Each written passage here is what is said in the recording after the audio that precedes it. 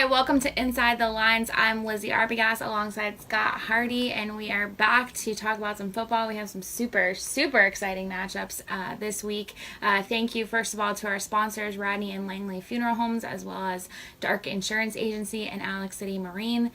Benjamin Russell plays Wetumpka. It all comes down to this. They've been kind of on a crash course toward each other through the entire season, and now here we are, Friday night. It all comes down to this for the region championship. Yeah, when we first started this program, if you'd have told me that this matchup would determine the region championship, I would have been a little bit shocked. But it's been a great season to cover all of the teams in the area, but in particular the Wildcats.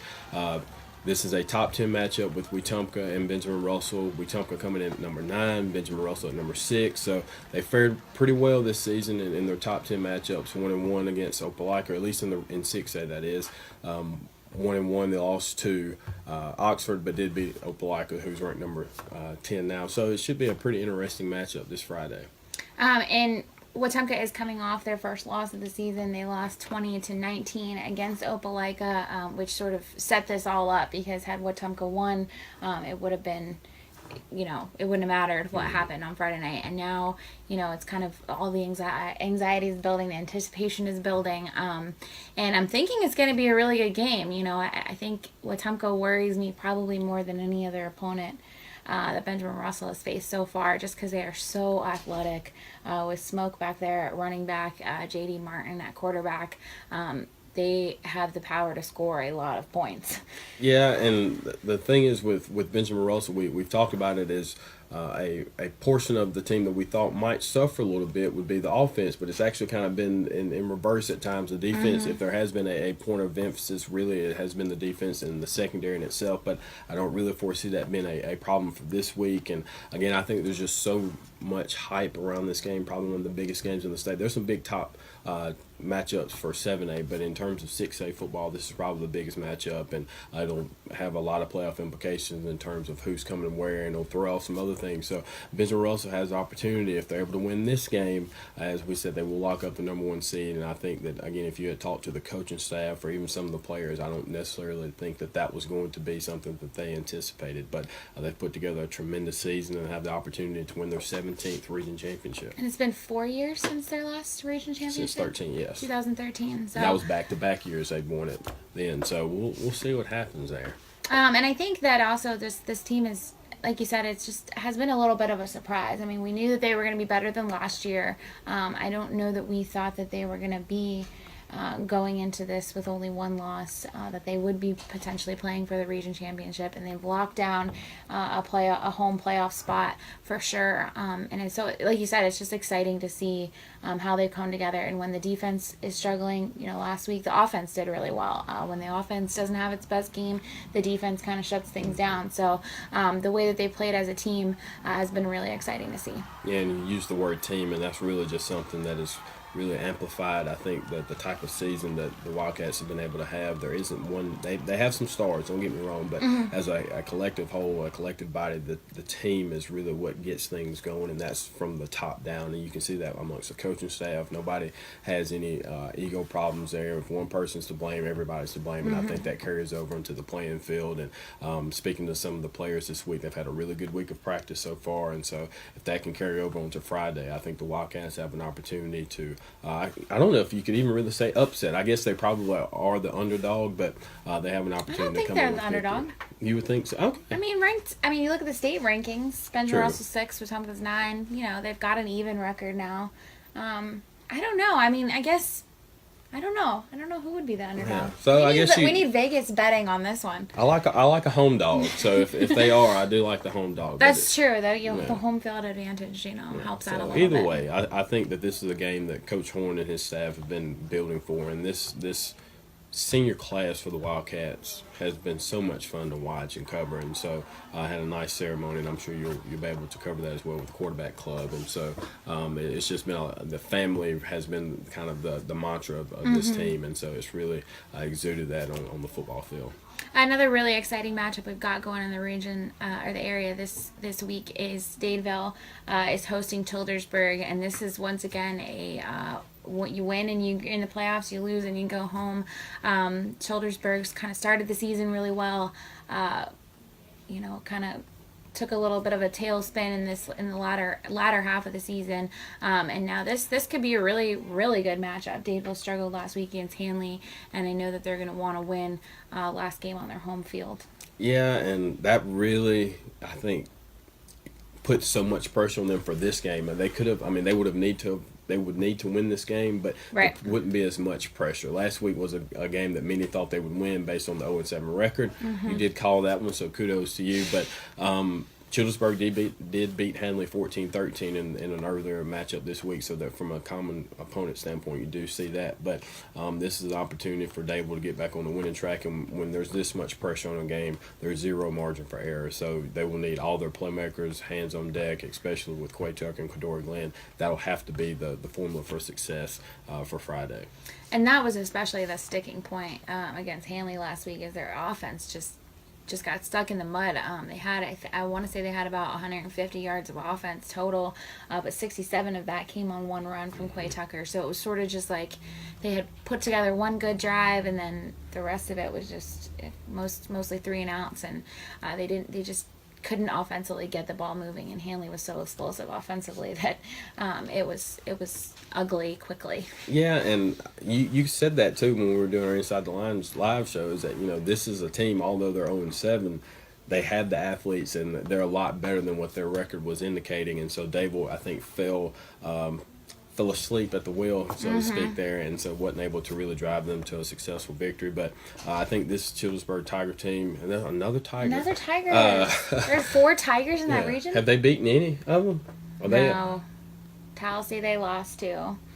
They lost Hanley, to they lost Hanley, to. and so this could be an opportunity. Third time's a charm. Yeah. So that's like maybe that. where we're going with it. Third time's a charm. But I think the players understand the ramifications of a loss here, so hopefully that will parlay into a victory this Friday. I know Dadeville doesn't want to miss the playoffs 2 years in a row. Yeah. Has I think that's the biggest ever thing. happened? Now, it's been a long time. They went through a little lull there where they were struggling, but since Kyle Caldwell started as a player and then ultimately coming as a coach, they have not. So, last year obviously, but he's been on the tail end or the book end of 2 unsuccessful playoff berths. So I know that that's something that the Dadeville community will not accept, and so I know Coach White and the staff won't either. So I look for them to come out very strong and put together an offensive performance worthy of a victory. Another must-win game in the area, Horseshoe Bend is taking on Woodland.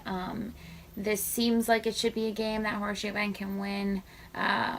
Looking at some common opponents, Reeltown kind of whooped Woodland a little bit, but that was really early in the season. That was the first week of region play, and I think Woodland's gotten a little bit better each week, and Horseshoe Bend needs to win this game and needs to get a little bit of help on Friday night if they still hope to make the playoffs. Yeah, and so I think that, again, when you're in a situation where you do have some control over what's happening, but they do need some help in some other games, and they would obviously have to win next week as well. But this is a winnable game, and even obviously you want to make the playoffs, but I think just to finish out things strong.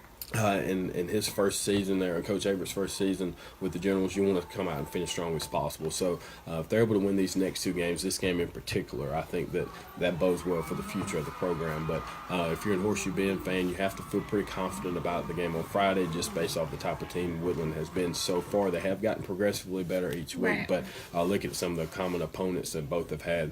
They should have an opportunity to come away victorious on Friday, and obviously that'll really lay heavily on the legs of Trace Meadows, and if he's able to put together a strong performance, then that will correlate to a victory. And I believe that this is Horseshoe Bend's last home game as well. And when you've got that many seniors, it's again one of those things where you're playing it's your last time at home. It's your last time to kind of shine at your own stadium. And Cade Worthy was our athlete of the week this week. He had a fantastic game last week. And so, I think those 2 guys in particular are going to be hungry for a win on their home field. Yeah, and again, it's been a fun ride. A lot of the teams have been very similar in just their up and down way in the area, so you'd like for them to finish out strong, and Horseshoe Bend has done enough I think they're worthy of a playoff berth, and I think they could cause some havoc for a team that maybe doesn't face the same quality of competition that they do throughout the season. But I think that this is a good chance for the Generals to finish out the year strong. Reeltown is the only team in our area that's playoff.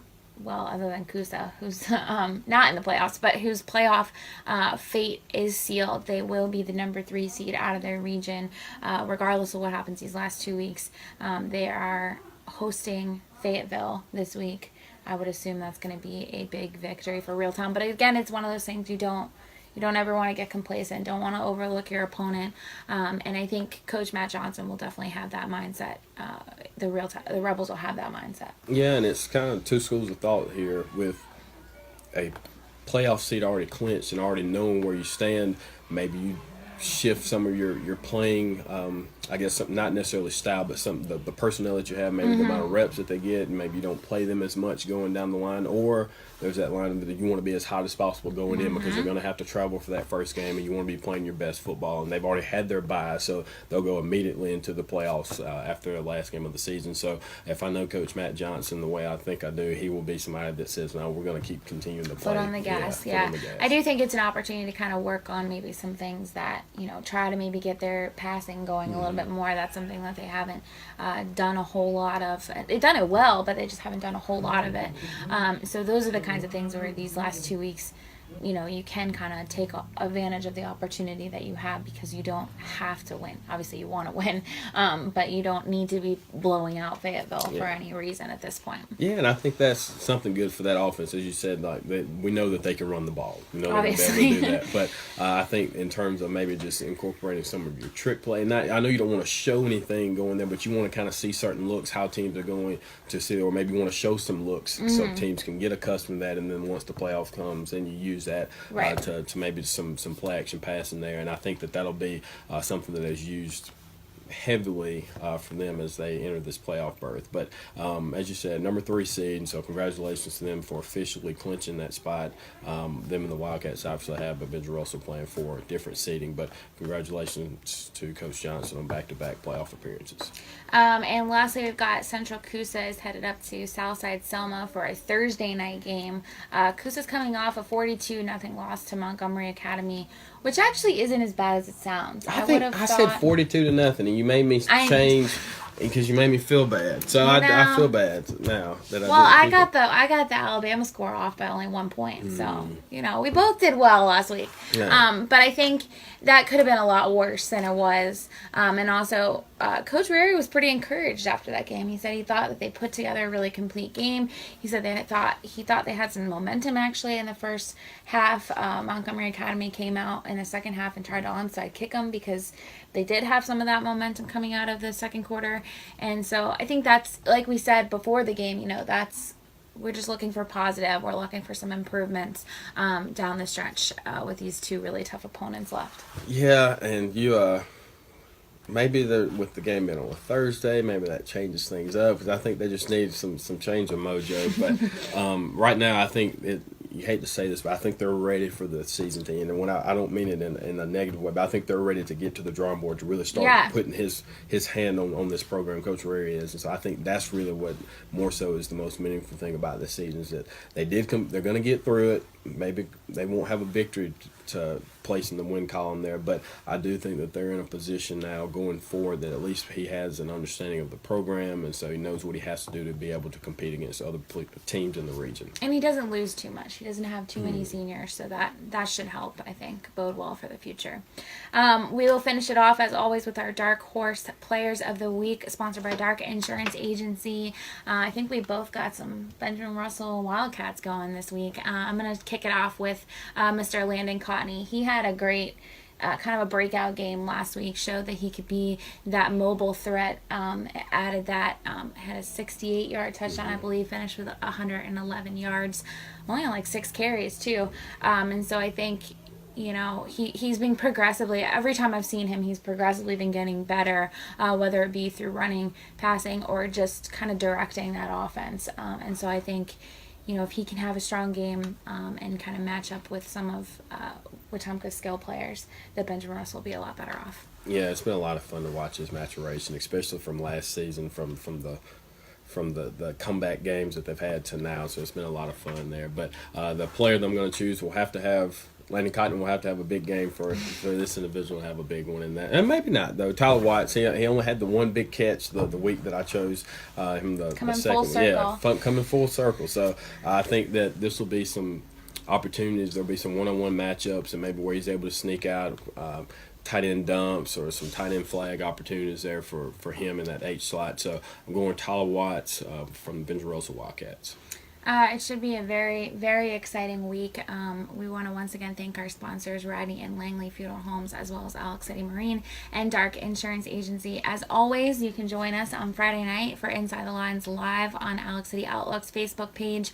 We're actually going to do an extended, because we're just so excited. We just can't wait. I wish y'all really knew how excited Lizi is to cover this game. I'm literally having dreams about this game. I had a dream that they had to reschedule the game to 2 o'clock in the afternoon because it was going to thunderstorm, and I missed the game, and I was like devastated. Like I was dying. I was so sad. So maybe it was a nightmare. We should call it a nightmare, not a dream. But anyway, we'll be on an extended Inside the Line live. We'll be there from 5:30 to 6:30 at Charles E. Bailey Sportsplex. We're gonna have a special guest picker, so we're super excited about it, and hopefully the Wildcats will come away with a victory. Yeah, and so we're just also kind of piggybacking off that. I think we'll have some special good luck videos as well that we'll be able to put out as well. So we're really excited about this game, and everybody's buying in, and so it's really been a community really behind it. Yes, sir. Yes, ma'am. Rather. All right. That's going to get me in so much trouble. I mean, it's typical. All right. Well, thank you as always for joining us. We will see you on Friday night.